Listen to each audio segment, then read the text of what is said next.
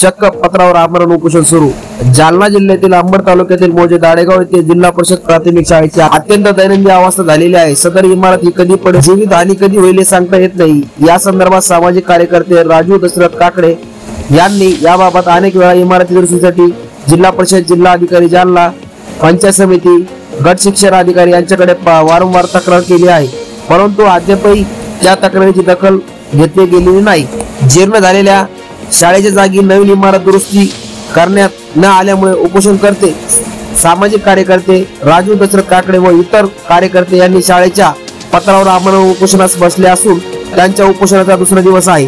त्यांच्या मागण्या जोपर्यंत मंजूर होणार नाही तोपर्यंत आमरण उपोषण सुरू राहणार असल्याचे उपोषणकर्ते यांच्या वतीने सांगितले जात आहे। व तसेच उपोषणादरम्यान त्यांच्या जीव काही धोका निर्माण झाल्यास यास सर्व जबाबदार प्रशासन राहील असे उपोषणकर्ते व इतर कार्यकर्ते यांच्या वतीने सांगितले जात आहे।